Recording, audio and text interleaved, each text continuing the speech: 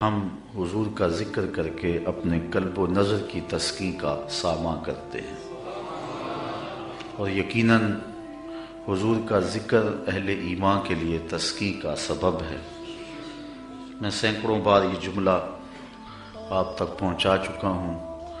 حضرت شیخ مہدی الفاسی مطالع المسرات شرح دلائل الخیرات میں لکھتے ہیں، حضور کا ذکر سن کر جس شخص کے کلیجے ٹھنڈ نہیں پڑتی، اس کے سینے میں دھڑکنے والا دل کسی مومن کا دل ہی نہیں ہے۔ یہ ہو ہی نہیں سکتا کہ حضور کا ذکر ہو اور تسکین نہ پہنچے۔ اہل ایمان حضور کے ذکر سے تسکین پاتے ہیں، اور جو حضور کا ذکر کرے انہیں وہ شخص بھی اچھا لگتا ہے۔ اور مجھے آپ پر رشک آ رہا ہے کہ آپ سارا دن کام کاج میں مصروف رہتے ہیں اور ساری رات حضور کے نام کی مجالس میں شریک رہتے ہیں۔ ربیع الاول کا چاند کیا طلوع ہوتا ہے، ذکر رسول کی بہار آ جاتی۔ کوئی گھر، کوئی گلی، کوئی مسجد، کوئی محلہ ایسا نہیں ہوتا جہاں نام محمد کا جھنڈا نہیں لہرا رہا ہوتا۔ فرش پہ تازہ چھیڑ چھاڑ، عرش پہ طرفہ دھوم دھام، کان جدھر لگائیے تیری ہی داستان۔ ہر شے فنا پذیر ہے، اقدار عالیہ برباد ہو رہے، اخلاق حسنہ تباہ ہو رہے، بھائی بھائی کا گلا کاٹ رہا ہے، خون سفید ہو رہے، ہر شے نیچے جا رہی ہے، لیکن ذکر رسول اوپر جا رہا ہے۔ یہ میرے رب کا وعدہ ہے جس کی تکمیل ہو رہی ہے۔ میں نے ان کھلنڈرے نوجوانوں کو بھی دیکھا ہے کہ جو گھر کا کام بھی نہیں کرتے، لیکن میلاد کا موسم ہو ساری رات جھنڈیاں ٹانک رہے ہوتے ہیں۔ یہ اہتمام ہے، یہ اللہ تعالیٰ کے محبوب کی محبت اور حضور علیہ السلام کے پیار کا یہ عالم ہے۔ نخرے باز نوجوانوں کو گلیاں صاف کرتے میں نے دیکھا ہے کہ یہاں حضور کے میلاد کے جلوس نے گزرنا ہے۔ محبتوں کی یہ عظیم داستان اور پیار کا یہ خوبصورت انداز اہل ایمان کو نصیب ہوا ہے، اور وہ یقیناً حضور کے ذکر سے خوش ہوتے ہیں، بلکہ حضور کے ذکر سے تو میرا رب بھی خوش ہوتا ہے۔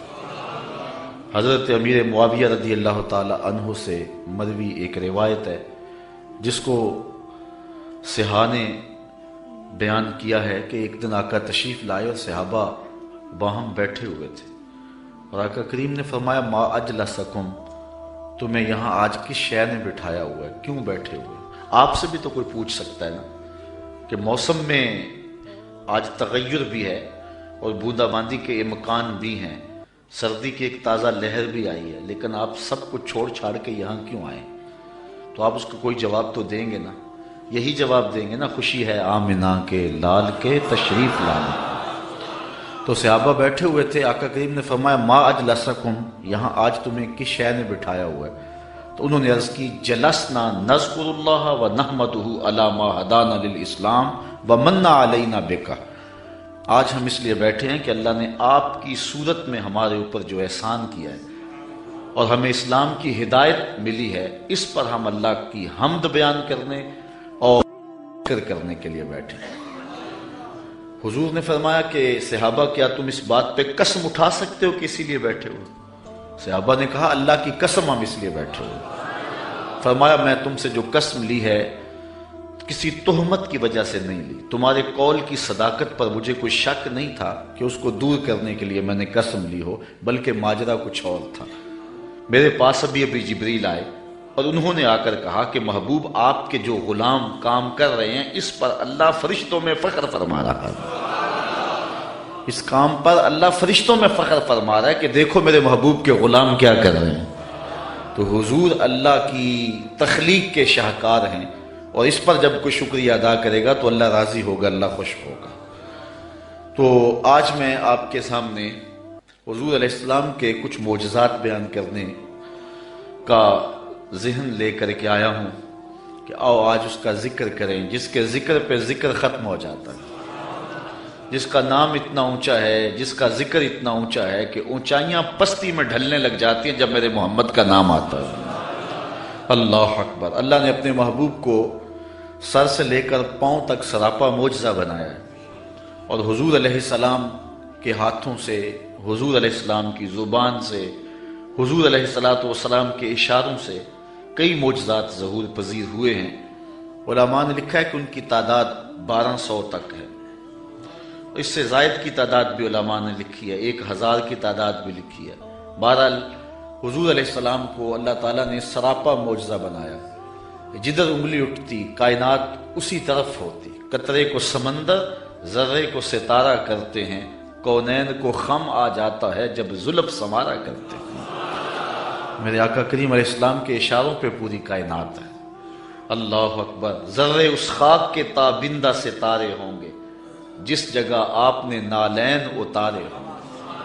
ہم تو اس نبی کے چاہنے، اس نبی کے ماننے والے ہیں۔ حضور کا ذکر سن کے اہل ایمان خوش بھی ہوتے ہیں اور ان کے ایمان میں اضافہ بھی ہوتا ہے، اور ان کو ٹھنڈ بھی پڑتی ہے اور ان کی روح بھی رقص کرتی ہے۔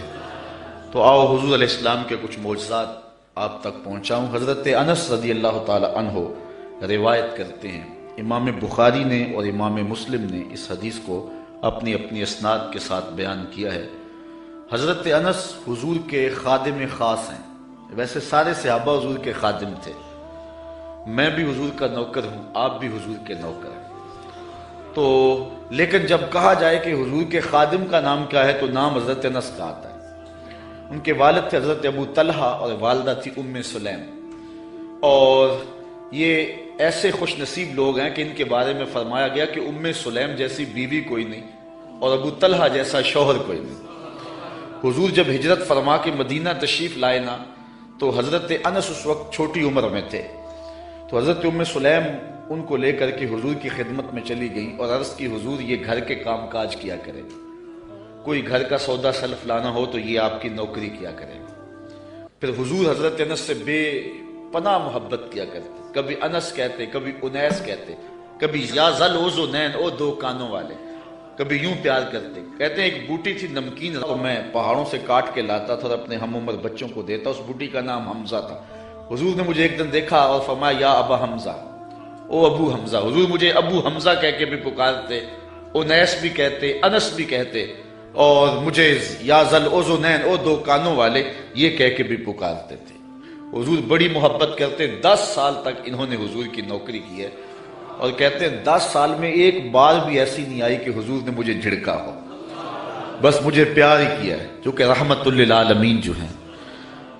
اب حضرت انس اس کو روایت کرتے ہیں، وعن انس قال کان النبی صلی اللہ علیہ وسلم عروسا بزینب، کہتے ہیں جس دن حضرت زینب سے حضور کا نکاح ہوا، حضرت انس کے لفظ سنیے، کان النبی صلی اللہ علیہ وسلم عروسا بزینب، جس دن حضور حضرت زینب کے دولہے بنے۔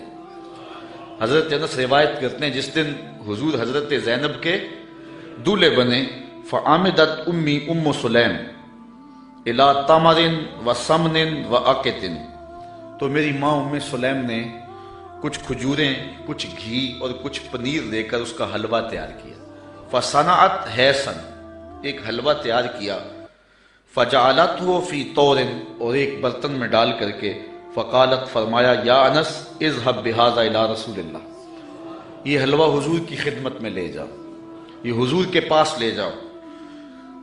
اچھا، کہتے ہیں کہ فقل، اور ساتھ حضور سے کہنا، بعثت بهذا الیک امی، حضور یہ حلوہ میری ماں نے بھیجا ہے، یہ حلوہ میری ماں نے بھیجا۔ حضرت ابی بن کعب کہتے ہیں کہ میں ایک دن تلاوت کر رہا تھا تو حضور گزرے اور حضور رک کر کے سنتے رہے، بعد میں حضور سے ملاقات ہوئی تو فرمایا، ابی میں گزرا تھا، میں نے تیرا قرآن پڑھنا سنا ہے۔ تو حضرت ابی بن کعب کہنے لگے کہ حضور اگر مجھے پتا ہوتا نا کہ آپ سن رہے ہیں تو میں اور سنوار کے پڑھتا۔ اعلیٰ حضرت اس حدیث کے تحت لکھتے ہیں کہ کسی کو دکھلانے کے لیے پڑھنا ریاکاری ہوتا ہے اور اجر کو ضائع کر دیتا ہے، لیکن حضور کو دکھانے کے لیے اگر کرو تو اجر ضائع نہیں ہوتا، اجر دوہرا ہو جاتا ہے۔ اس لیے حضرت ابی بن کعب نے کہا کہ اگر مجھے پتا ہوتا نا کہ آپ سن رہے ہیں میں اور سوال کے پڑھتا۔ حضرت انس کی ماں نے کہا کہ حضور کو بتانا کہ یہ میری ماں نے بھیجا ہے، کیونکہ جب حضور کو بتاؤ گے تو حضور دعا دیں گے۔ ایک دن حضور کسی صحابی کے گھر کے دروازے پہ گئے اور آقا کریم کی عادت یہ تھی کہ السلام علیکم کہتے، جا کہا السلام علیکم، وہ دروازے پہ کھڑا تھا، سن لیا حضور آئے ہوں تو پتہ نہ چلا ہو کہ کون آیا ہے۔ اب اس نے منہ کے اندر کہا وعلیکم السلام، آواز کو اونچا نہیں کیا۔ حضور نے پھر کہا السلام علیکم، تو حضور علیہ السلام نے جب کہا تو اس نے پھر جو ہے وہ چپکے سے کہا وعلیکم السلام۔ پھر حضور نے تیسری مرتبہ کہا السلام علیکم، تو اس نے پھر چپکے سے وعلیکم السلام کہا۔ اور حضور کی عادت تھی 3 مرتبہ کہتے اور پھر واپس چلے جاتے۔ تو حضور واپس پلٹے تو صحابی حضور کے پیچھے بھاگے۔ حضور فرمایا میاں میں نے تو 3 مرتبہ سلام کہا تھا۔ تو حضور کی بارگاہ میں عرض کی حضور میں نے 3 بار جواب دیا تھا، لیکن میں نے اونچی جواب اس لیے نہیں دیا تھا کہ حضور بار بار سلامتی کی دعا دیتے رہیں۔ اگر میں پہلی مرتبہ وعلیکم السلام کہہ دیتا تو آپ دوسری 2 مرتبہ تو نہ کہتے، تو آپ بار بار مجھے سلامتی کی دعا دیتے رہیں۔ حضرت انس کی ماں نے اس لیے جو ہے وہ اپنے بیٹے کو کہا کہ جا کے بتانا تاکہ حضور دعا دے دیں۔ تو کہا کہ جا حضور سے کہنا کہ حضور یہ میری ماں نے بھیجا ہے، وَهِيَ تُقْرِئُكَ السَّلَامَ، اور حضور وہ آپ کو سلام بھی کہتی تھی، آپ کو سلام بھی کہتی تھی۔ کتنا خوبصورت انداز حضرت انس کی والدہ کا۔ ہمارے یہاں ایک ساتھی ہیں، میں عمرے پہ حاضر ہوا تو میں ایئرپورٹ پہ تھا تو انہوں نے اپنی والدہ سے میری بات کروائی، تو بڑے لوگوں نے کہا وہاں حضور علیہ السلام کی بارگاہ میں ہمارا سلام پیش کرنا، لیکن اماں جی کا انداز اتنا میٹھا تھا اور اتنا پیارا تھا تو مجھے فون پہ کہنے لگے جا کے سرکار نے میرا سلام علیکم دے دینا۔ تو حضرت انس کی ماں نے کہا کہ حضور کی خدمت میں جا کے میرا سلام بھی پیش کرنا اور بتانا کہ یہ انس کی ماں نے بھیجا ہے، اور ساتھ تیسری بات وَتَقُولُ إِنَّ هَذَا لَكَ مِنَّا قَلِيلٌ یا رسول اللہ، اور کہنا حضور یہ ہماری طرف سے تھوڑا سا نذرانہ ہے، قبول کر لو، یہ زیادہ نہیں ہے، یہ بہت تھوڑا سا ہے، اس کو قبول کر لو۔ کہتے ہیں میں حضور کی خدمت میں حاضر ہوا، فَذَهَبْتُ فَقُلْتُ، میں حاضر ہوا، جو ماں نے کہا تھا وہ میں نے کہہ دیا۔ 3 باتیں ماں نے کہی تھی، ایک کہنا کہ حضور میری امی نے بھیجا ہے، دوسرا کہ حضور آپ کو سلام بھی کہتی تھی، اور تیسرا کہ کہتی تھی کہ حضور یہ ہماری جانب سے تھوڑا سا ہے۔ تو حضور کی خدمت میں جا کے میں نے کہہ دیا، فقال داہو، حضور نے فرمایا رکھ دو، ثم قال، پھر کہا اذهب فدعو لی فلانا و فلانا و فلانا، پھر فرمایا اٹھو فلاں کو بلا لاؤ، فلاں کو بلا لاؤ، فلاں کو بلا لاؤ، رجالا سماہم، حضور نے بہت سارے لوگوں کے نام بتائے کہ جاؤ فلاں کو بھی بلا کر کے لاؤ، فلاں کو بھی بلا کر کے لاؤ، اور پھر فرمایا وَدْعُ لِي مَنْ لَقِيتَ، اچھا جو بھی ملے اس کو بھی دعوت دے آنا۔ کچھ لوگ نام بنام بتائے کہ ان کو تو جا کے بلا کے لاؤ نا، اور ان کو پیغام میرا دے کے آؤ، اور پھر کرنا راستے کے اندر اگر تمہیں کوئی ملے تو اسے بھی کہہ دینا کہ تیری حضور کے گھر دعوت ہے۔ اچھا حضرت انس رضی اللہ تعالیٰ عنہ فرماتے ہیں کہ میں چلا، فدعوت من سما و من لقیت، جو حضور نے نام بتائے تھے میں نے جا کے ان کو بھی کہا، اور جو راستے میں ملا میں نے اسے بھی کہا، اور میاں تجھے حضور بلا رہے ہیں، حضور کے گھر میں تیری دعوت ہے۔ فرجعت فیض البیت غاص باہلہ، کہتے جب میں واپس پلٹا نا تو حضور کا ویڑا لوگوں کے ہجوم سے بھرا ہوا تھا۔ یار کوئی منسٹر دعوت دے کہ بیٹے کی شادی ہے آنا تو لوگ پھولے نہیں سماتے، بتاتے پھرتے آج میں بڑا مصروف ہوں، میاں آج کیا ہے جی؟ آج میں نے شادی پہ جانا ہے۔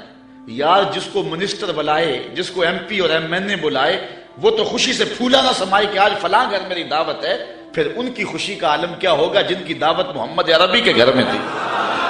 تو کہتے جب واپس پلٹا تو گھر بھرا ہوا تھا لوگوں سے۔ اچھا تابعی نے جس نے حضرت انس سے روایت سنی اس نے کہا فقلت لانس، میں نے انس سے کہا، قیل لانس، حضرت انس سے کہا گیا عددکم کم کان، کہ لوگ تھے کتنے؟ جن لوگوں سے گھر بھرا ہوا تھا ان کی تعداد کوئی اندازہ ہے؟ حضرت انس کہنے لگے 300 کے قریب ہوں گے لوگ۔ میں ایسے گیا اور ایسے پلٹ کے آ گیا، اور جب واپس آیا تو 300 لوگوں سے حضور کا گھر بھرا ہوا تھا۔ اب آقا کریم علیہ السلام نے فرمایا، حضرت انس کہتے ہیں فرأیت النبی صلی اللہ علیہ وسلم وضع یدہ علی تلک الحیضہ، کہ حضور نے اپنا دست برکت اس پیالے پہ رکھ دیا، اس حلوے پر اپنا دست شفا، دست نور، دست برکت، دست رحمت اس پیالے پر رکھ دیا، اور وَتَكَلَّمَ بِمَا شَاءَ اللَّهُ، اور جو اللہ نے چاہا وہ حضور نے پڑھا، ہاتھ رکھا، کھانے کو سامنے رکھا، اور پھر جو اللہ نے چاہا حضور نے وہ تلاوت کی۔ اللہ اکبر۔ اب کوئی ضد کرتا ہے کہ میں سامنے کھانا نہیں رکھنا تو نہ رکھے، اس کی مرضی، لیکن حدیث یہی ہے کہ حضور علیہ السلام نے سامنے رکھا، ہاتھ بھی رکھا، اور جو اللہ نے چاہا پڑھا بھی حضور نے۔ اچھا پھر اس کے بعد کیا کیا؟ ثم جعل یدعو عشرۃ عشرۃ یاکلون منہ، فرمایا 10 آتے جاؤ، 10 آتے جاؤ، 10 لوگ آتے گئے، ویقولو، اور حضور علیہ السلام ان کو فرماتے تھے، لہم ان کو، اذکر اسم اللہ ولیاکل کل رجل مما یلیہ، کہ ہر شخص اللہ کا نام لیتا جائے اور اپنے سامنے سے کھاتا جائے۔ قال فاکلوا حتی شبعوا، کہتے ہیں کہ لوگ کھا گئے حتیٰ کہ رج گئے، فخرجت طائفۃ ودخلت طائفہ، ایک گروہ جاتا دوسرا آ جاتا، حتیٰ اکلوا کلہم، یہاں تک کہ سب نے ایک پیالے سے کھانا کھا لیا۔ قال لی یا انس ارفع، حضور نے مجھے کہا انس، جب سب لوگ کھا چکے تو حضور فرمایا انس پیالہ اٹھا لو، یہ برتن اٹھا لو، فرفعتو، کہتے ہیں میں نے وہ برتن اٹھا لیا۔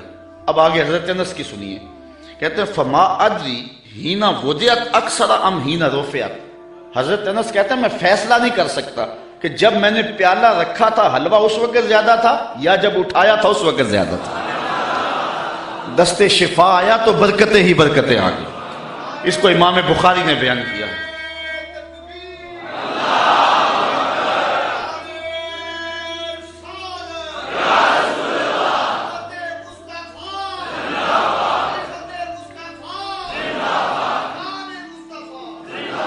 ہمارے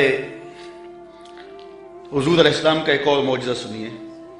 حضرت ابو ہریرہ رضی اللہ تعالیٰ عنہ روایت کرتے ہیں، ہمارے ادھر ایک مولوی صاحب ہوا کرتے تھے، سیدھے سادھے بھولے بالے، درس نظامی تو نہیں پڑھے تھے لیکن حضور کے ساتھ پیار بڑا رکھتے تھے، اللہ ان کی مغفرت فرمایا، فوت ہو چکے ہیں۔ تو کسی نے ان سے پوچھا کہ حضرت ابو ہریرہ کو ابو ہریرہ کیوں کہتے ہیں، حضرت ابو ہریرہ کو ابو ہریرہ کیوں کہتے ہیں؟ تو انہوں نے جواب دیا، کہنے لگے کہ ابو ہریرہ کو ابو ہریرہ اس لیے کہتے ہیں کہ وہ ہر ویلے حضور کے پاس رہتے تھے۔ ابو ہریرہ کو ابو ہریرہ اس لیے کہتے ہیں کہ وہ ہر ویلے حضور کے پاس رہتے۔ اس کا سبب تو اور ہے لیکن چلو آج یہی ترجمہ کر لیتے ہیں کہ حضرت ابو ہریرہ ہر ویلے حضور کے پاس ہی رہتے تھے اور ان کے مقدر کہ وہ حضور کے پاس رہتے تھے۔ اچھا، حضرت ابو ہریرہ رضی اللہ تعالی عنہ اصحاب صفہ میں سے، اسلام کی پہلی یونیورسٹی صفہ، اس کے طالب علم ہیں اور حضور سے بلا تعین اوقات انہوں نے پڑھا اور آقا کریم نے ان کے سینے کے اندر علم کوٹ کوٹ کے بھر دیا۔ کہتے ہیں میں بہت کچھ سنتا تھا بھول جاتا تھا، پھر ایک نے عرض کی انی اسمع منک حدیثا کثیرا، بہت کچھ سنتا ہوں لیکن یاد نہیں رہتا۔ فرمایا ابسط ردا کا یا ابا ہریرہ، چادر بچھا لو۔ پھر چادر بچھی تو حضور نے یوں کو شے ڈال دی، فرمایا سمیٹو اور سینے سے لگاؤ۔ کہتے ہیں سینے سے لگایا پھر بھول نہیں سکا۔ حضرت ابو ہریرہ نے حضور علیہ السلام سے کثرت کے ساتھ احادیث امت کو پہنچائی۔ اصحاب صفہ میں تھے، کوئی شخص خدمت کر جاتا، کوئی گھر میں چیز کسی نے تیار کی دے جاتا، کھا لیتے، بھوک بھی کاٹتے۔ کہتے ایک دن ایسا تھا کہ اتنی بھوک لگی کہ کھانے کے لیے کچھ نہ تھا اور میری کمر بھی سیدھی نہیں ہو رہی تھی۔ میں مسجد نبوی کے ایسے زاویے میں جا کے بیٹھ گیا جہاں لوگوں کا گزر ہوتا تھا۔ میرا خیال یہ تھا کوئی گزرتا گزرتا مجھے دیکھے گا اور میرے چہرے پر بھوک اور پیاس کے آثار دیکھے گا تو کوئی میری ضیافت کرے گا اور میری کمر سیدھی ہو جائے گی، لیکن جو بھی آتا سلام لے کے گزر جاتا، کسی نے اس پہ غور نہ کیا۔ خیر حضرت عمر رضی اللہ تعالیٰ عنہ آئے تو میں نے ان سے قرآن مجید کی کسی آیت کے بارے میں پوچھا۔ میرا خیال تھا کہ یہ آیت بھی بتائیں گے اور ساتھ میرے سے ہم کلام بھی ہوں گے اور میرے اندر کی کیفیت جان جائیں گے۔ انہوں نے مجھے آیت بتائی اور جلدی سے چلے گئے۔ میں پھر پریشان، پھر حضرت ابو بکر صدیق رضی اللہ تعالیٰ عنہ آئے، میں نے ان سے بھی کوئی مسئلہ شرعی پوچھا، انہوں نے مسئلہ بتایا اور چلے گئے۔ میں دل میں سوچا کہ میرا مسئلہ تو حل نہ ہوا۔ کہا پھر میں بیٹھا تھا کہ دل و قلب و نگاہ کا مرشد اولین آ گیا، حضور آ گئے۔ میں نے حضور سے بھی کوئی مسئلہ پوچھا، حضور نے میری جانب غور سے دیکھا اور پھر مسکرا پڑے اور کہا ابو ہریرہ بھوک لگی ہوئی ہے؟ میں نے عرض کی حضور مجھے بھوک لگی ہوئی ہے۔ فرمایا میرے پیچھے آ جاؤ۔ حضور علیہ السلام نے اہل خانہ کو کہا کہ کوئی چیز ہے کھانے کے لیے؟ انہوں نے کہا کسی طرف سے دودھ کا ایک پیالہ آیا ہے۔ کہتے کہ میری جان میں جان آئی، لیکن حضور نے فرمایا ابو ہریرہ جو صفہ پہ بیٹھے ہیں ان کو بھی بلا لا۔ صرف ابو ہریرہ رضی اللہ تعالی عنہ سے ہی پیار نہیں ہے، جو باقی خادم ہیں ان سے بھی پیار ہے۔ آقا تو سب کے ہیں نا، وہ بھی بھوک میں تڑپ رہے ہیں، کہا ان کو بھی بلا لاؤ۔ کہتے ہیں میں گیا ان کو بلا لایا، پھر حضور نے مجھے پیالہ دیا اور کہا دائیں سے شروع ہو جاؤ۔ میں اس پیالے کو پیش کیا اور ایک شخص سیراب ہو کے پی جاتا ہے، میں نے غور کیا تو ایک قطرہ بھی کم نہیں ہوا تھا۔ مجھے تسلی ہو گئی، میں نے دوسرے کو دیا، تیسرے کو دیا، 70 آدمی دودھ پی گئے اور پیالے میں کمی واقعہ لگتا یہ تھا اللہ نے اس دودھ کا تعلق حوض کوثر کی نہر سے جوڑ دیا تھا۔ کہتے ہیں 70 آدمی دودھ پی گئے۔ پھر حضور فرمایا ابو ہریرہ کون باقی؟ میں نے عرض کی حضور ایک آپ باقی، ایک میں باقی۔ تو حضور نے فرمایا ابو ہریرہ پیو، کہتے ہیں میں نے پیا۔ فرمایا اور پیو، میں نے اور پیا۔ پھر فرمایا اور پیو، میں نے کہا مجھے اس رب کی قسم جس نے آپ کو حق کے ساتھ مبعوث کیا ہے، میرے میں تو ایک قطرے کی بھی اب گنجائش باقی نہیں رہی۔ تو حضور علیہ السلام نے میرے ہاتھ سے پیالہ لیا اور نوش جاں کیا۔ اعلیٰ حضرت فرماتے ہیں ہاں جناب ابو ہریرہ کیسا تھا وہ جام شیر، ہاں جناب ابو ہریرہ کیسا تھا وہ جام شیر جس سے 70 صاحبوں کا دودھ سے منہ بھر گیا۔ 70 آدمی دودھ کے ایک پیالے کو پی گئے۔ میرے استاذ المکرم قبلہ مفتی حبیب اللہ صاحب رحمۃ اللہ تعالی علیہ فرمایا کرتے تھے کہ ایک پہلو تو یہ ہے کہ دودھ کا ایک پیالہ 70-72 آدمیوں کو کافی ہو گیا۔ ذرا تھوڑا سا ادھر بھی غور کرو کہ 2 جہاں کا سردار ہے، 71 آدمیوں کا جوٹا پی رہا ہے۔ یہ پہلو بھی تمہارے پیش نظر رہنا چاہیے کہ 2 جہاں کا سردار ہو کے اتنے آدمیوں کا جوٹا پی رہا ہے۔ اللہ اکبر۔ آئیے حضور علیہ الصلوۃ والسلام کہ ایک اور معجزہ کو سنتے ہیں اور اپنے ایمان کو تازہ کرتے ہیں۔ حضرت جابر رضی اللہ تعالی عنہ روایت کرتے ہیں، کہتے ہیں حدیبیہ کے مقام پہ آقا کریم وضو کرنے لگے تو لوگ اکٹھے ہو گئے۔ فرمایا کیا ماجرا ہے؟ عرض کی کہ حضور پانی نہیں ہے، تو اس لیے لوگ جو ہیں وہ پیاس سے تڑپ رہے ہیں۔ تو آقا کریم علیہ السلام نے جو ہے وہ کوزے کے اندر اپنا دستے برکت ڈال دیا۔ اب سنو حدیث کے لفظ، یہ بھی بخاری شریف کی روایت ہے۔ فوضع النبی صلی اللہ علیہ وسلم یدہ فی الرکوہ، حضور علیہ السلام نے اس کوزے میں، اس برتن میں اپنا دست شفا ڈال دیا۔ فجعل الماء یفور بین اصابعہ کامثال العیون، حضور کی انگلیوں سے پانی یوں پھوٹتا تھا جس طرح چشمے نکلتے تھے، یوں پانی پھوٹ رہا ہے۔ قالا فشربنا وتوضانا، کہا کہ ہم نے پانی پیا بھی اور وضو بھی کیا۔ قیل لجابر کم کنتم، راوی نے حضرت جابر سے بھی پوچھا کتنے کو لوگ تھے تم؟ قالا لو کننا 100 الف لکفانا، کہا لاکھ بھی ہوتے تو کافی تھا، لاکھ بھی ہوتے تو کافی تھا۔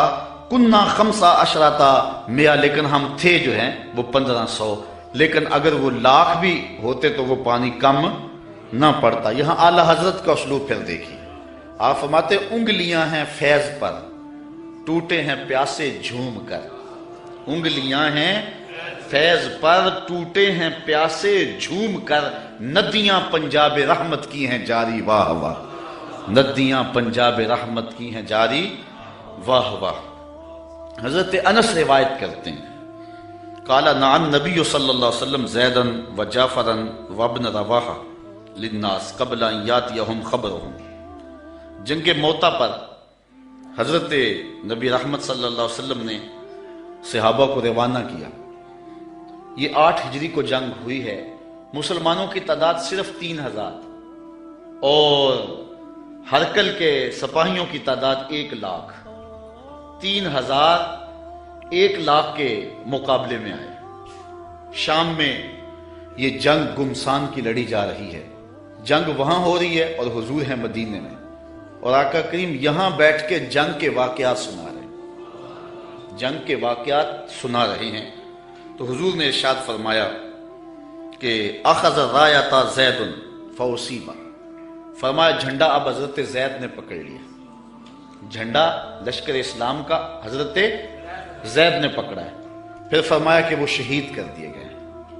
ثم اخذ ابن رواحہ فاصیب، پھر فرمایا عبداللہ ابن رواحہ نے پکڑا جھنڈا، پھر فرمایا وہ بھی شہید کر دیے گئے۔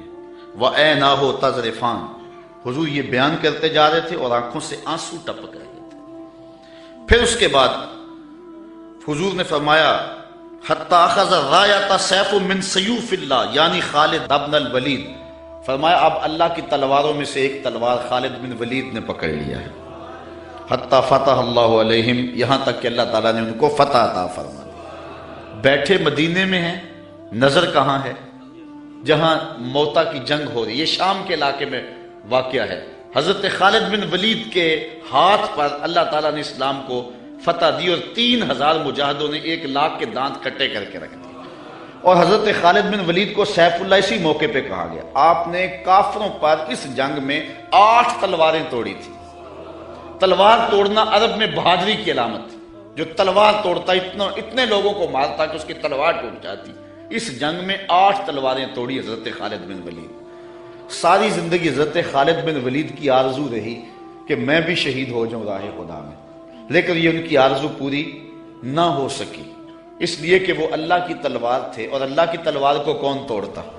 اس لیے حضرت خالد بن ولید رضی اللہ تعالیٰ عنہ ساری زندگی جو ہے وہ کسی جنگ کے اندر بھی نامراد نہیں ہوئے اور ناکام نہیں ہوئے.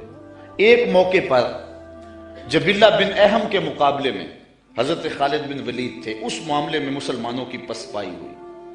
حضرت خالد بن ولید کو حضرت رافع بن عمر تائی نے کہا کہ اب ہماری قضا آ گئی. ان کا ایک افسر انہوں نے مارا اور انہوں نے یک بارگی حملہ کر دیا. مسلمانوں کی تعداد تھوڑی تھی. حضرت رافع بن عمر تائی نے کہا کہ اب ہماری موت آ گئی، اب ہماری قضا آ گئی. حضرت خالد بن ولید نے کہا کہ واقعی مجھے بھی یوں ہی لگتا ہے، چونکہ میں کسی جنگ میں ناکام نہیں ہوا اور پسپا نہیں ہوا، لیکن آج ہم پسپا ہو رہے ہیں. اس کی ایک وجہ ہے کہ حضور علیہ السلام کے مبارک بال میرے پاس تھے اور میں ٹوپی میں سیے ہوئے تھے اور ہر جنگ میں میرے ساتھ ہوتے تھے. آج میں ٹوپی گھر بھول آیا ہوں اور یہ مصیبت جو ہمارے اوپر پڑی ہے اس لیے کہ میرے پاس آج وہ حضور علیہ السلام کے معجز نما بال جو ہیں آج وہ موجود نہیں ہیں. لیکن بندہ مٹ نہ جائے آقا پہ تو وہ بندہ کیا ہے، بے خبر ہو جو غلاموں سے وہ آقا کیا ہے. دور طیبہ سے جب بھی میں تڑپا کبھی ان کو حالات کی سب خبر ہو گئی. حضور حضرت ابو عبیدہ کو خواب میں ملے اور فرمایا خالد پہ مشکل بنی اور تم یہاں سو رہے ہو. وہ فوراً اٹھے اور اعلان کروا دیا، کہا جلدی تیار ہو جاؤ، حضرت خالد کی مدد کو پہنچنا ہے. راتوں رات لشکر تیار ہوا اور حضرت خالد بن ولید رضی اللہ تعالی عنہ کی مدد کے لیے لشکر چل پڑا. انہوں نے دیکھا کہ ایک نقاب پوش سوار ہے جو لشکر سے ہٹ کر کے چل رہا ہے. امیر لشکر نے کہا کہ ذرا اس شخص کو دیکھو یہ کون ہے، کوئی جاسوس نہ ہو. جب مجاہد اس کے پاس گئے اس نے کہا کہ پیچھے ہٹ جاؤ، میں کوئی غیر نہیں ہوں، میں حضرت خالد بن ولید کی بیوی ہوں. جب حضرت ابو عبیدہ نے اعلان کروایا نا کہ تیار ہو جاؤ کہ خالد پہ مشکل آ گئی ہے، تو میں نے سوچا کہ اللہ کے شیر پہ کبھی مشکل آئی تو تھی نہیں، یہ کیا ہو گیا. تو میں نے غور کیا تو ان کی ٹوپی گھر رہ گئی تھی. تو میں نے ٹوپی لی، میں ان کو ٹوپی دینے جا رہی. لشکر کے ساتھ ساتھ حضرت خالد بن ولید کی اہلیہ بھی چلتی رہی. حضرت خالد بن ولید ادھر محاذ پہ ڈٹے ہوئے. اچانک حضرت خالد بن ولید کیا دیکھتے ہیں کہ ایک جانب سے اللہ اکبر کی آواز آئی اور 5-6 مجاہد ہیں جو دشمن کے لشکر کو پیچھے دھکیل رہے ہیں اور اس میں ایک نقاب پوش مجاہد بھی ہے. حضرت خالد بن ولید نے گھوڑے کو ایڑ لگائی اور جا کے اس کے قریب کھڑے ہو گئے. کہا جوان مجاہد تو کون ہے کہ لشکر کے جو ہے پشتے کاٹ رہا ہے. اس نے تھوڑا سا نقاب سرکا کے کہا آنا زوجتو کا ام تمیم، میں تمہاری بیوی ام تمیم ہوں اور تم حضور کے بالوں والی ٹوپی بھول آئے تھے، میں وہ تمہیں دینے آئی ہوں. تو انہوں نے وہ ٹوپی ان کو پیش کی تو اللہ نے اسی دن حضرت خالد بن ولید کو فتح عطا فرمایا. یہ حضور علیہ الصلوۃ والسلام کے منہ مبارک کا موقع.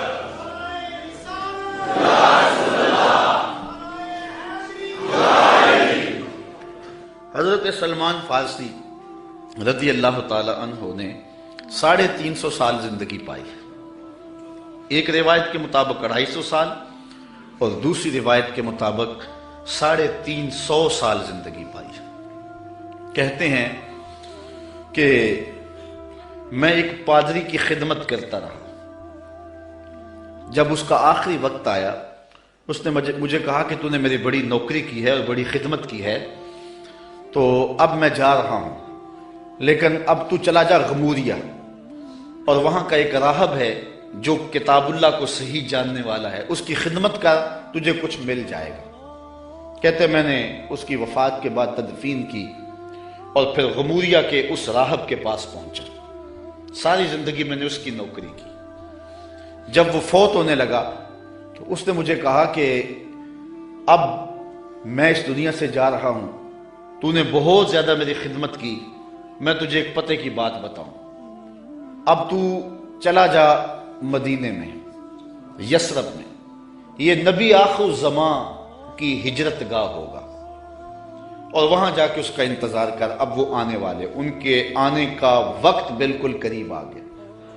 کہتے میں نے اس کو کہا کہ مجھے کیسے پتا چلے گا کہ یہ نبی ہے؟ کوئی شخص بھی تو دعویٰ کر سکتا ہے۔ کہا 3 نشانیاں ہوں گی، ایک تو یہ ہے کہ صدقہ قبول نہیں کرے گا، دوسری نشانی ہدیہ قبول کرے گا، تیسرا 2 کندھوں کے درمیان مہر نبوت ہوگی۔ کہتے میں نے وہاں سے رخت سفر باندھا، راستے میں ایک قافلے کو کہا کہ تم مجھے اپنے ساتھ لے جاؤ، انہوں نے مجھے تنہا سمجھ کے مجھے گرفتار کر لیا اور مدینے کے قریب آ کے ایک یہودی کے ہاتھوں مجھے فروخت کر دیا۔ میں نے کہا مجھے غلامی بھی قبول ہے، کبھی عرش پر کبھی فرش پر، کبھی ان کے در کبھی در بدر، غم عاشقی تیرا شکریہ میں کہاں کہاں سے گزر گیا۔ کہتے ہیں ایک دن میں اس یہودی کے باغ میں کام کر رہا تھا اور کھجوریں توڑ رہا تھا کہ مدینے کی گلیوں میں طلع البدر علینا کی آوازیں آنے لگی، چھلانگ لگائی اور دوڑ لگا دی۔ یہودی نے سمجھا کہ میرا غلام بھاگ گیا، اس نے بھاگ کر کے پکڑ لیا۔ حضرت سلمان فارسی کہنے لگے کہ میاں میرا جسم تیرا ہی غلام ہے لیکن دل کسی اور کا ہے۔ تو پھر میں حضور کی خدمت میں کچھ کھجوریں پیش کی تو فرمایا ہم نبی ہیں، ہم صدقہ نہیں لیا کرتے۔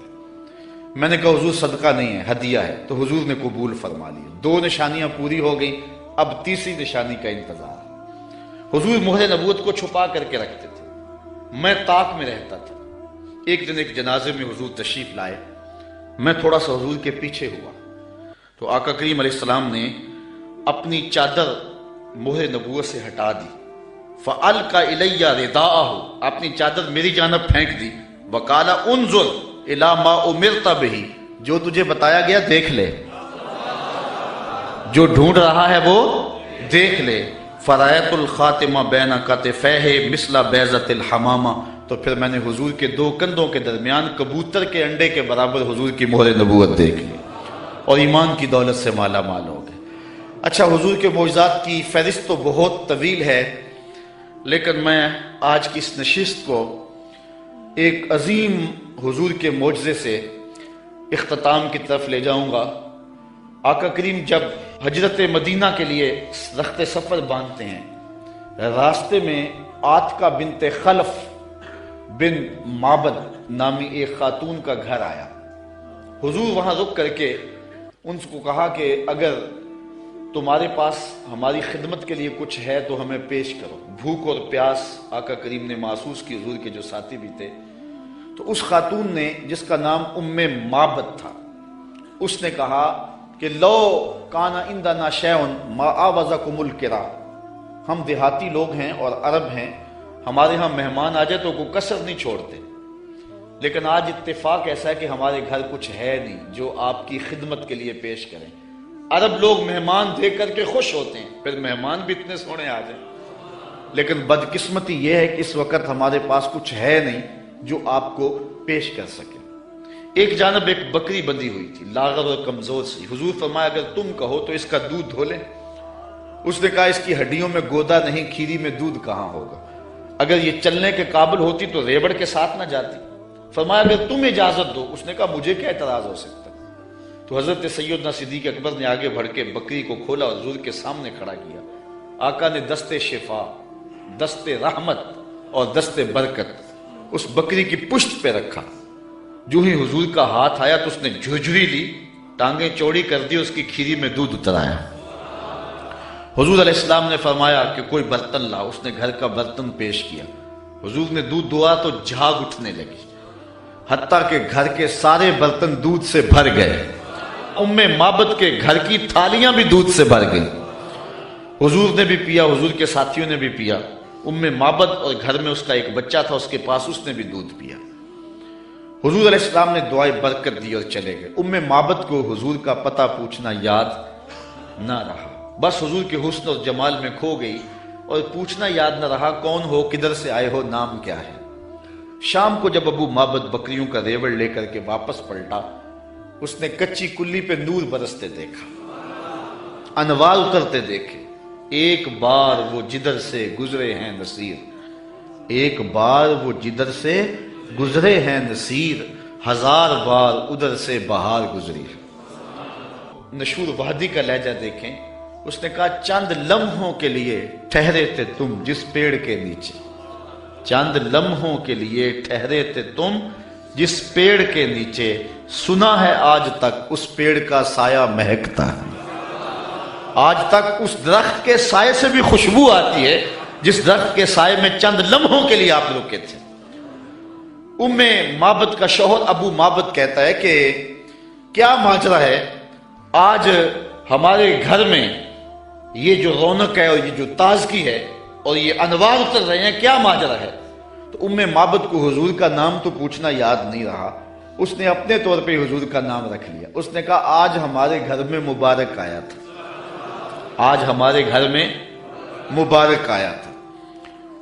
ابو معبد پوچھتا ہے کہ مبارک کیسا تھا جو سارے گھر کو روشن کر گیا، وہ کیسا تھا؟ تو ام معبد تاصف رسول اللہ صلی اللہ علیہ وسلم، ام معبد حضور کا حلیہ بیان کرتی کہتی ہے فقالت رأیت رجلا ظاہر الوضاء، میں نے ایک ایسا شخص دیکھا ہے کہ جس کا رنگ نکھرا ہوا تھا، جس کا چہرہ چمک رہا تھا۔ حضور علیہ السلام کے رنگ کے بارے میں یہ بھی حدیث آتی ہے اظہر اللون، حضور کا رنگ جو ہے بالکل واضح اور چمکدار تھا۔ ابیض کے لفظ بھی آتے ہیں۔ ام معبد کہتی ہے رأیت رجلا ظاہر الوضاء، میں نے ایک ایسا شخص دیکھا جس کا رنگ نکھرا ہوا تھا۔ اللہ اکبر، حدیث بہت طویل ہے۔ کسیم وسیم وفی عینیہ داج وفی اشفارہ وطف وفی صوتہ سہل احول اکحل ازج اکرن وفی عنقہ سطع وفی لحیتہ کساسہ۔ کہا کیا بتاؤں، رنگ سونا تھا، ابرو ملے ہوئے تھے، پلکیں لمبی تھی، آنکھیں سرمگی تھی، گردن سراہی جیسی تھی، ہاتھ خوبصورت تھے، خاموش ہوتے تو پھر بھی وقار ہوتا۔ لیکن میں ام معبد کا صرف ایک جملہ آپ کی نظر کرنا چاہ رہا ہوں، ہزارہا مصنفین، نثر نگار اور شعراء اور ادباء کے سارے ادب پارے اور ساری نثر نگاریاں اور ساری انصاف پردازیاں اس کے ان دو جملوں پہ قربان۔ ام معبد نے کیا کہا، میرے شوہر میں کیا بتاؤں کہ وہ مبارک کیسا تھا، میں کیا بتاؤں وہ مبارک کیسا تھا، بس اتنی بات سن لو۔ ابھى الناس وَأَجْمَلَهُ مِنْ بَعِيدٍ وَأَحْسَنَهُ مِنْ قَرِيبٍ، وہ اتنا سونا تھا جب کوئی اس کو دور سے دیکھتا تو سونا نظر آتا، قریب آ کے دیکھتا تو اور سونا نظر آتا۔ یہ دو جملے اس کے دیکھیے، دور سے کوئی دیکھے تو پھر بھی سونا، قریب آئے تو پھر بھی۔ کچھ لوگ دور سے بھلے لگتے ہیں، قریب آئے تو نقوش میں وہ کشش نہیں ہوتی ہے، کچھ لوگ قریب سے سونے دور سے دھندلے ہو جاتے ہیں۔ لیکن کہا وہ اتنا سونا تھا، دور تھا پھر بھی سونا لگتا تھا، قریب آیا تو پھر بھی۔ اچھا یہاں اس نے حضور کی سیرت بھی بیان کی ہے۔ کچھ لوگ دور سے اچھے لگتے ہیں، قریب آ کے اچھے، دور سے اچھے لیکن رشتہ داری کر کے دیکھو تو اچھے نہیں ہیں، کاروبار کر کے دیکھو تو اچھے نہیں ہیں، دوستی لگا کے دیکھو تو اچھے نہیں ہیں، سفر کر کے دیکھو تو اچھے نہیں ہیں۔ وہ کیا کسی نے کہا اس کے لہجے میں یوں تو برف تھی لیکن جو چھو کے دیکھا تو ہاتھ جل گئے۔ کچھ لوگ دور سے سہانے سہانے، قریب آئیں تو کان پھٹیں ڈھول کی طرح۔ لیکن اس نے حضور کی صورت بھی بیان کی اور ان جملوں میں حضور کی سیرت بھی بیان کی۔ کہا وہ اتنا سونا تھا، دور تھا تو پھر بھی سونا لگتا تھا، قریب آ گیا تو پھر بھی سونا لگتا تھا۔ دور تھا تو نظریں جھکی ہوئی تھی، قریب آیا تو حیا کے پہرے تھے۔ عجیب حسن تھا، عجیب رنگ تھا، دور سے بھی سونا لگتا تھا، قریب سے بھی سونا لگتا تھا۔ اچھا ایک ترجمہ اس کا میں نے بھی کیا ہے، اگر آپ کا ذوق ہو سلامت۔ اس نے کہا کہ کیا بتاؤں، دور سے بھی سونا اور قریب سے بھی سونا۔ تو میرے ذہن میں اس کا مفہوم ایک یہ بھی آیا ہے، مفہوم وہی ہے لیکن ایک یہ بھی آیا ہے، اور آپ اس کی تائید کریں گے، علماء تشریف فرما ہے، شفقت فرمائیں گے۔ تو اس نے کہا کہ میں کیا بتاؤں وہ کتنا سونا تھا، دور تھا تو سونا لگتا تھا، قریب آیا تو اور سونا لگتا تھا۔ تو میں کہتا ہوں کہ حضور دور سے بھی سونے اور قریب سے بھی۔ جنہوں نے قریب سے دیکھا نا، انہوں نے کہا کل قمر لیلۃ البدر لم ارا قبلہ ولا بعدہ مثلہ۔ کیا پوچھتے ہو، 14ویں رات کا چمکتا ہوا چاند تھے حضور، حضور جیسا نہ پہلے دیکھا نہ بعد میں دیکھا۔ یہ کس نے کہا؟ حضرت ابو ہریرہ نے، جس نے پاس کھڑے ہو کر کے دیکھا۔ جس نے قریب سے دیکھا اس نے کہا کل قمر لیلۃ البدر، اور جس نے 13 صدیوں کے فاصلے پہ کھڑے ہو کے دیکھا اس نے کہا مکھ چند بدر شاہ شانی، متھے چمک دی لاٹ، کالی زلف تے اکھ مستانی ہے، مخمور رکھی ہند مد بھری۔ جس نے قریب کھڑے ہو کے دیکھا اس نے کہا کہ چاند چڑھا ہوا تھا اور حضور لال دھاری دار یمنی چادر اوڑھ کے آرام کر رہے تھے. حضرت جابر بن سمرہ کہتے ہیں کبھی اسے دیکھوں کبھی انہیں دیکھوں, فائزہ ہوا اندی احسن من القمر. پھر میں نے فیصلہ کیا نہیں حضور سونے ہیں. جس نے قریب سے دیکھا اس نے کہا کہ چاند سے حضور سونے ہیں, اور جو 13 صدیوں کے فاصلے پہ کھڑے ہو کے بریلی سے دیکھتا رہا اس نے کہا خورشید تھا کس زور پر, کیا بھڑ کے چمکا تھا قمر, بے پردہ جب وہ رخ ہوا یہ بھی نہیں وہ بھی نہیں. جس نے قریب سے دیکھا اس نے کہا کان رسول اللہ صلی اللہ علیہ وسلم افلج الثنیتین اذا تکلم رویا کالنور یخرج من بین ثنایاہ, کہ حضور کے سامنے والے دانتوں میں ہلکا سا سوراخ تھا اور حضور جب بولتے تھے نور کی کرنیں چھن چھن کے نکلتی تھی. یہ حضرت عبداللہ ابن عباس نے کہا جو پاس کھڑے تھے اور جو 14 صدیوں کے فاصلے پہ کھڑا تھا, اس نے کہا تو اجے میرا یار نہیں ڈٹھا جنوں ویکھ کے چند شرماوے, ادھی راتی دن چڑھ جاوے جیو رخ تو نقاب اٹھاوے, تے جے او نکلے سیر کرن نو سارا گلشن سیس نواوے, اتے دھرتی لف لف جاوے, جے ہاتھ پھلاں وچ رکھدا ہاتھ پھلاں تو ود جاوے, نین نشیلے مست رسیلے وچ سونا کجل سہاوے, اکھ اگڑے تے انج پیا جاپے جویں میں خانہ کھل جاوے, تے جے او کھولے پیچ زلف دے اتے راہی راہ پل جاوے, توبہ توبہ حسن سجن دا چال نہ چلی جاوے, بجلی ڈردی لشک نہ مارے متا بے ادبی ہو جاوے, علم خدا نے اینا دتا عقلاں وچ نہ آوے, عقل خدا نے اینی دتی علماں وچ نہ آئے, کیے جاز نظر وچ او دی جو آوے وک جاوے, خلق او دے نے مو لئی دنیا کوئی ورلا ہی جان بچاوے, آزم ایڈا سونا ماہی سنو کدرے نظر نہ آوے. جنہوں نے قریب سے دیکھا انہوں نے بھی کہا سونا, جنہوں نے قریب سے دیکھا انہوں نے بھی کہا سونا, اور جنہوں نے دور سے دیکھا انہوں نے بھی کہا سونا. جنہوں نے قریب سے دیکھا اس کا نام محمد بن مسلمہ تھا. اس نے کہا اگر ٹیڑھی نظر سے دیکھا نا میرے رسول کو آنکھیں توڑ دوں گا. یہ جس نے قریب کھڑے ہو کے دیکھا, اور جو 13 صدیوں کے بعد کھڑے ہو کے دیکھتا رہا اس کا نام غازی علم الدین تھا. اس نے کہا ٹکڑے کر دوں گا راجپال اگر ٹیڑھی نگاہ سے دیکھا میرے رسول کو. جس نے قریب کھڑے ہو کے دیکھا اس کا نام عمر بن خطاب تھا, اور جو 14 صدیوں کے فاصلے پہ کھڑا تھا اس کا نام عامر چیمہ تھا. جس نے قریب کھڑے ہو کر کے دیکھا وہ حضور کے غلام تھے اور صحابہ تھے, اور جس نے 14 صدیوں کے فاصلے پہ کھڑے ہو کر کے دیکھا ملازم تو پولیس کا تھا.